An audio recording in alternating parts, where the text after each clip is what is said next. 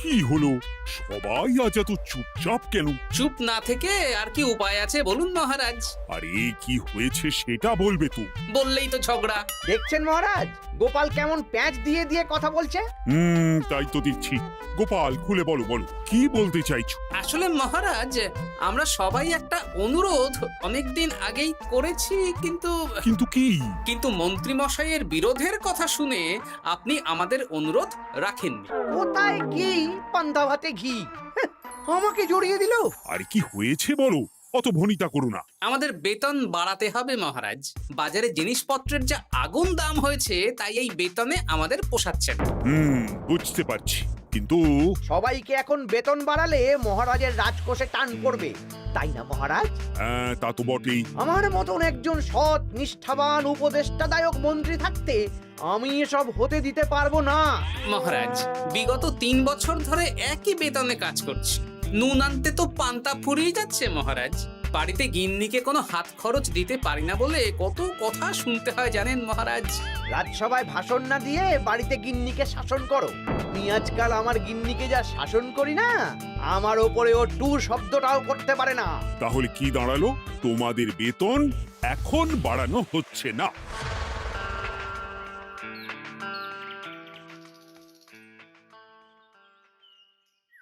আবার ঘুরে ফিরে আমরা সেই এক জায়গায় পৌঁছে গেলাম। মন্ত্রী মশাই মহারাজকে বললেন, আর মহারাজ আমাদের প্রস্তাব নাকচ করে দিলেন।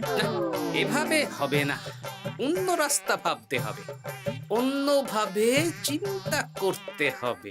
ঠিক বলেছ গোপাল, মন্ত্রী মশাইকে এমন ভাবে নাকে দড়ি দিয়ে ঘোরাতে হবে যাতে উনি নিজেই বেতন বাড়ানোর প্রস্তাবটা মহারাজের সামনে পেশ করেন। হ্যাঁ, সুযোগ তো আসবেই। দেখি কি করা যায়।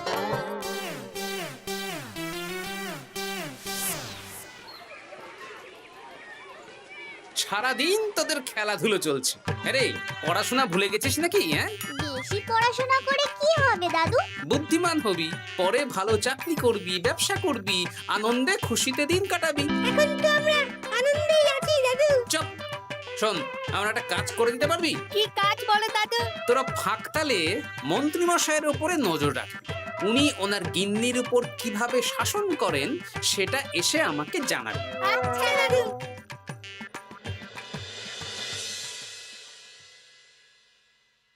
এই শোনো না, কান খোলা আছে? চট করে বলে ফেলো, ঝট করে শুনে ফেলি। একটা তোমার কাছে আবদার করছি, আবদার? রাগ করো না যেন। হ্যাঁ, তা কি আবদার শুনি?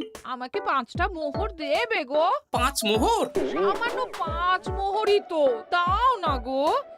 একটা জিনিস না আমার পছন্দ হয়েছে, কিনবো। আমার কাছে এখন 5 মোহর নেই, ট্যাগ খালি। একদম বাজে কথা বলবে না তো। আমি মোহর চাইলেই তোমার ট্যাগ খালি হয়ে যায় না। এই বিরক্ত করো না তো। তুমি জানো 5 মোহর রোজগার করার জন্য আমাকে কত খাটতে হয়, কত পরিশ্রম করতে হয়। কি পরিশ্রম করো শুনি? রোদ ঝড় জল পেরিয়ে রাজসভায় চাকরি করতে যাই গিন্নি। সে তো যেতেই হবে। তাহলে তুমি বলো, আমাকে কত পরিশ্রম করতে হয়, কত মাথা খাটাতে হয়। মাথা ঘামাতে ঘামাতে আমার মাথার সব চুল যে উঠে গেল। এ উঠে যাক, তুমি আমাকে এত কথা না বলে 5টা মোহর দেবে কিনা বলো সেটা। তুমি কি এমন পরিশ্রম করো যে তোমাকে 5 মোহর দেব? বেশ, দিতে হবে না। এবার আমার পরিশ্রমের মূল্য আমি বুঝে নেব।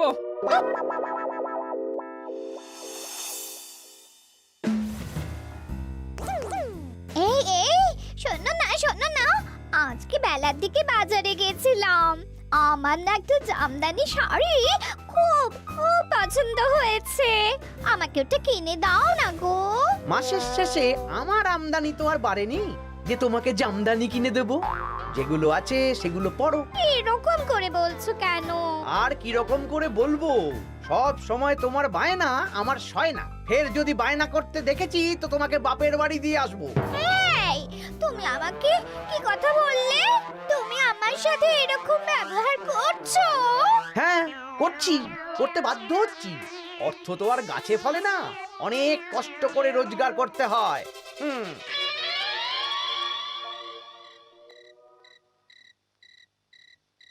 আহ, কি সুন্দর গন্ধ। গন্ধেই প্রাণটা ভরে গেল গিন্নি। আজকে রাতে কষা মাংস আর রুটি, প্রাণ পেট সব ভরবে। হ্যাঁ, খাবার আগে পরিশ্রমের মূল্য দিতে হবে, না হলে আমার বানানো খাবার স্পর্শ করবে না। পরিশ্রমের মূল্য সেটা আবার কি গিন্নি? এই 2 মোহর দিতে হবে। মানে এই যে হাত পুড়িয়ে রান্না করলাম সেটার মূল্য। আগুনের সামনে বসে বসে রুটি মাংস বানাতে বুঝি কষ্ট হয় না? কিছুই তো বুঝতে পারছি না। তুমি নিজেই তো সন্ধেবেলা আমাকে কত কথা বললে। এখন আমি যা যা পরিশ্রম করব, পরিশ্রমের মূল্য তোমার কাছ থেকে কড়ায় গন্ডায় বুঝে নেব। বাপরে বাপ, তাহলে এখন এই রুটি মাংস খাওয়ার জন্য 2 মোহর দিতে হবে? হ্যাঁ? নইলে নিজে রান্না করে খাবে। উফ, কি জ্বালা। এই নাও 2 মোহর, এবার খাই। স্বচ্ছন্দে। এই না না না না, মশারির ভেতর ঢোকা যাবে না। আগে 1 মোহর দাও। আমি মশারি টাঙিয়েছি, বিছানা গুছিয়েছি, পরিশ্রমের মূল্য দাও। কি মুশকিল রে বাবা। মুশকিল কোথায়? যা ন্যায্য তাই চেয়েছি। বাড়তি কথা না বলে 1 মোহর দাও, না হলে খাটের নিচে শুয়ে পড়ো। উফ, এই নাও ধরো। খুশি? খুব খুশি, খুব।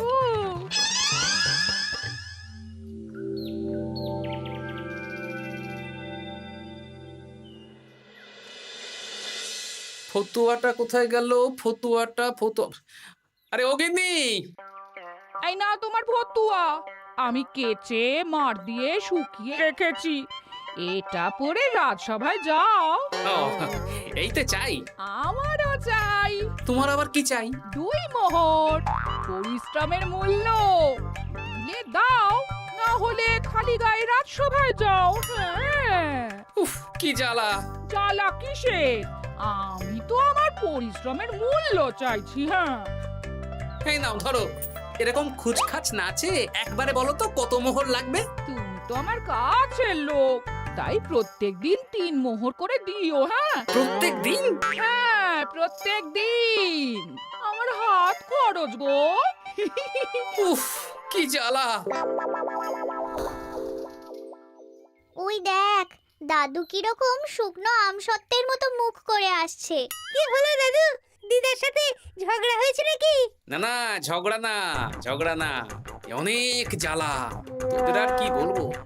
যাই হোক, ওই মন্ত্রী মশাইয়ের খোঁজ নিয়েছিলি? হ্যাঁ দাদু, গতকাল সন্ধ্যাবেলা মন্ত্রী মশাই শাসন দেখে এলাম, ভাষণ শুনে এলাম। কিরকম? গতকাল সন্ধ্যাবেলা আমার না একটা জামদানি শাড়ি খুব খুব পছন্দ হয়েছে। মাসের শেষে আমার আমদানি তো আর বাড়েনি যে তোমাকে জামদানি কিনে দেব।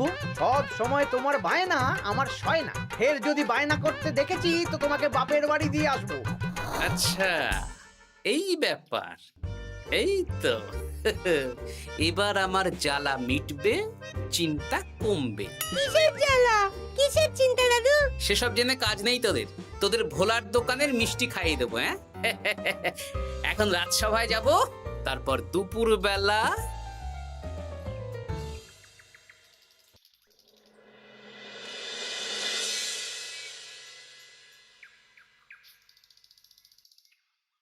কেমন আছেন মা ঠাকুরুন? কেমন শব্দ থেকে মা বাদ দিয়ে জিজ্ঞেস করো। মো বাদ দেব মানে? জিজ্ঞেস করো কেন আছি। কি হয়েছে আপনার? তোমাদের মন্ত্রী মশাই আজকাল কেমন খেটে হয়ে গেছেন। কিছু আবদার করলেই চিৎকার চেঁচামেচি করেন, আর একটাই ভয় দেখান, বাপের বাড়ি দিয়ে আসবো। আজকেই সমস্যার সমাধান হবে।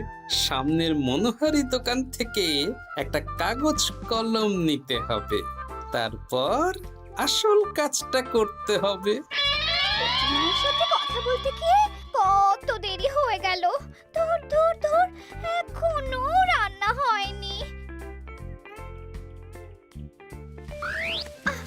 এই কে রে? আমি বৃক্ষ বাবা, কাগজটা খুলে পড়ো। বাবা, আমি জানি তোর খুব কষ্ট। তোর স্বামী তোকে দিন রাত উঠতে বসতে শাসন করে আর হুমকি দেয় তোকে বাপের বাড়ি দিয়ে আসবে। এই কষ্টের থেকে মুক্তির একটাই উপায়, আজ থেকে তুই শুধু নিজের জন্য রান্না করবি, বাড়ির কোনো কাজ করবি না। আর তোর কর্তাকে বলবি বাড়ির কাজ করাতে হলে প্রত্যেক দিন 10 মোহর করে হাত খরচ দিতে হবে। পরিশ্রমের মূল্য 10 মোহর। এর মধ্যে 7 মোহর তুই নিজের কাছে রাখবি, আর এই সৎ উপদেশ দেওয়ার জন্য 3 মোহর রোজ সন্ধ্যাবেলা এই বট গাছের নিচে আমার প্রণামী হিসেবে রেখে যাবি। ইতি তোর শুভাকাঙ্ক্ষী বৃক্ষ বাবা। বাহ, বেশ ভালো বুদ্ধি তো। তা আপনি একবার দেখা দিন না বৃক্ষ বাবা। বাবা, বট গাছে কোরা, কি অলৌকিক কাণ্ড। জয় বাবা, জয় বাবা।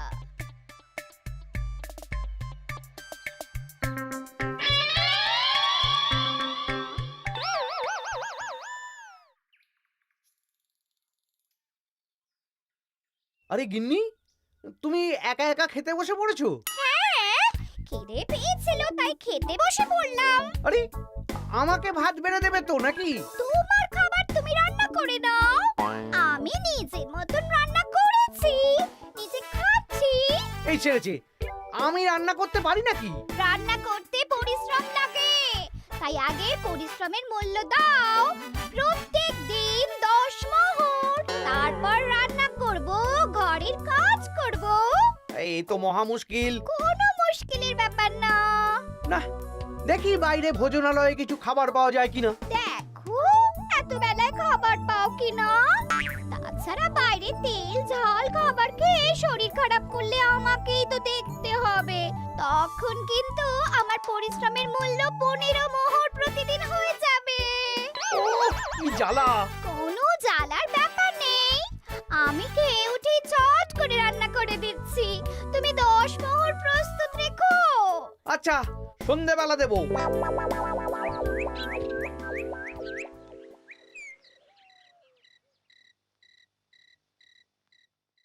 এই নাও সন্ধেবেলার তেলে ভাজা মুড়ি। এই নাও আজকের হাত খরচ 10 মোহর। বলছি, প্রত্যেকদিন 10 মোহরটা একটু বেশি হয়ে যাচ্ছে না? তবে যাও, বাইরের খাবার খাও, আমি নিজের মতন নিজের কাজ করব। খাবো, দাবো, ঘুমাবো, সংসারের কোনো কাজ করব না। কি জ্বালা!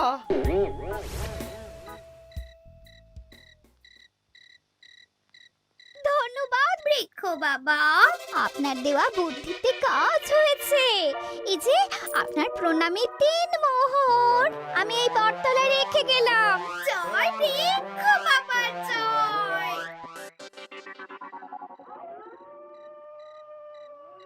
কি মা ঠাকুরুন, ভালো আছেন তো? হ্যাঁ হ্যাঁ গোপাল দাদা, ভালো আছি। তুমি কেমন আছো? আমিও ভালো আছি।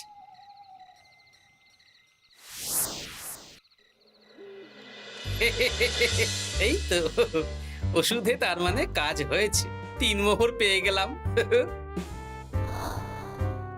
এই নাও গিন্নি, 3 মোহর, তোমার আজকের পরিশ্রমের মূল্য। তুমি এত ভালো হয়ে গেলে কবে থেকে গো? আমার আবদার শুনছো যে? তুমি আমার 7টা না 5টা না, একটা মাত্র বউ, আবদার তো শুনতেই হবে। হ্যাঁ,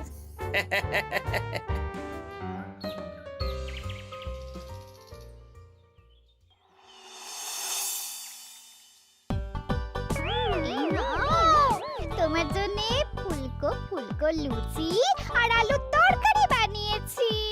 রাজসভা থেকে ফেরার সময় বাজার থেকে পাকা কাতলা নিয়ে এসো। বাহ, রাজসভা থেকে ফিরে এসে মাছের ঝোল আর ভাত খাবো। আর বলি, আজকে 10 মোহরটা কি এখন দেবে? ওরে বাবা, আজকেও দিতে হবে? সে তো দিতেই হবে, আমি তো কালকেই বললাম প্রত্যেক দিন 10 মোহর করে দিতে হবে। হ্যাঁ, দিচ্ছি দিচ্ছি।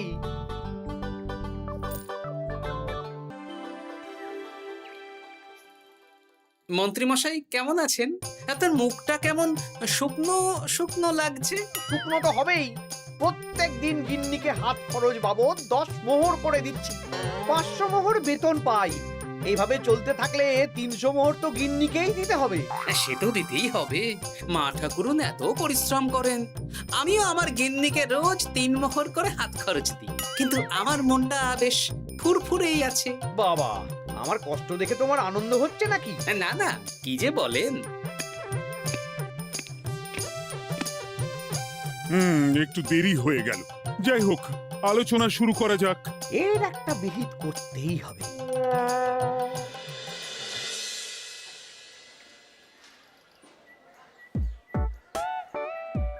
বলি, কাতলা মাছ কত করে দিচ্ছিস রে? পাকা কাতলা আছে 104 মোহর। ওরে বাবা, আপনি তো 5 মোহর দিয়েও আগের মাসে 100 মাছ কিনেছেন, এখন তো দাম কমেছে, তাও ওরে বাবা করছেন। ও না না, কিছু না, দে দে 100 কাতলা দে। বাঁচতে গেলে খেতে তো হবেই। আমাদের হঠাৎ ডেকে পাঠালেন মন্ত্রী মশাই? হ্যাঁ, আসলে একটা বিপদের মধ্যে পড়েছি। আহা, কি বিপদ সেটা তো বলুন। আপনি আমাদের মোহর দেবেন আর আমরা আপনাকে বিপদের হাত থেকে উদ্ধার করে দেব। আরে মোহরই তো আর হাতে থাকছে না। কেন? আপনি এত বেতন পান, সব খরচ হয়ে যাচ্ছে নাকি? ধুর, এতদিন আমি গিন্নির ওপর শাসন চালাতাম, আর এখন প্রত্যেক দিন 10 মোহর করে না দিলে রান্না করবে না, বাড়ির কাজ করবে না। আরে বাবা রে, প্রত্যেকদিন 10 মোহর মানে তো মাসে 300 মোহর। আমি 500 মোহর বেতন পাই, তার মধ্যে 300 মোহর গিন্নিকে দিয়ে দিই। আমার হাতে থাকে 200 মোহর। এই দিয়ে বাজার দোকান কিভাবে করব সেটাই তো বুঝে উঠতে পারছি না।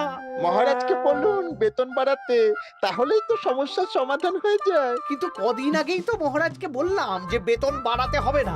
আপনি এই রাজ্যের মন্ত্রী, আপনি বুঝিয়ে বললে মহারাজ ঠিক শুনবেন। ঠিক বলেছিস।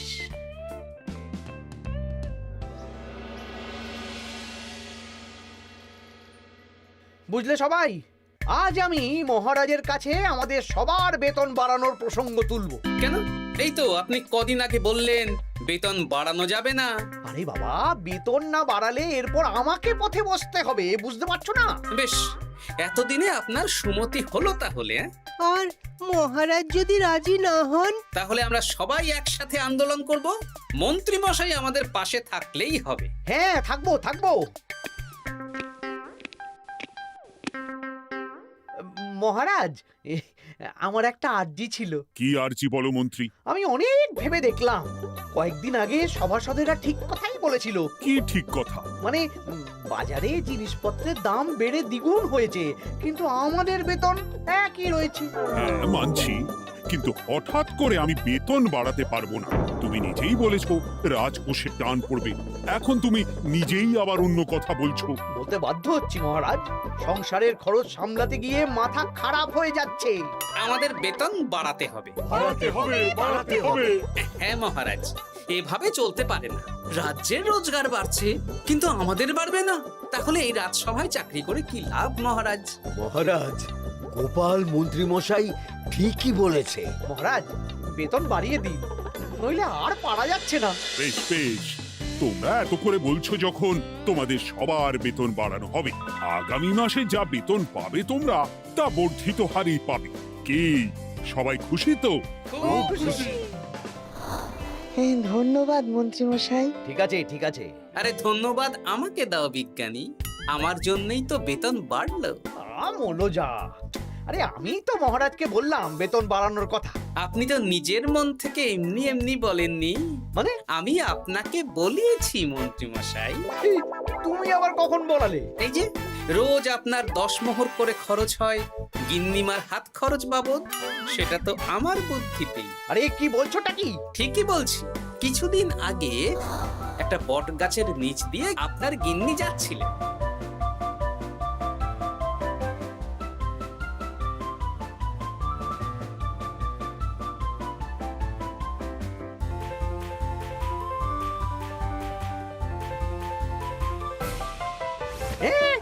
সব তোমার বুদ্ধিতে? হ্যাঁ, শুধু তাই নয়, গিন্নিমা রোজ রাতে বটতলায় 3 মোহর করে বৃক্ষ বাবার জন্য ওরফে আমার জন্য রেখে যাবে, আর আমি সেটা দিয়েই এতদিন আমার গিন্নিকে হাত খরচ দিচ্ছিলাম। হ্যাঁ নয়, হ্যাঁ, কিন্তু আর লাগবে না। এবার তো বেতন বেড়ে গেল, আর কোনো সমস্যা হবে না। গিন্নিমাকে ব্যাপারটা বুঝিয়ে বলে দেবেন, কেমন? মানে গোপাল আপনার কাছ থেকে সোজা আঙুলে ঘি বের করতে পারেনি, তাই আঙুল বাঁকা করেছে, আর আপনি অমনি ছেঁকা খেয়েছেন। হ্যাঁ? ওরে বাবারে!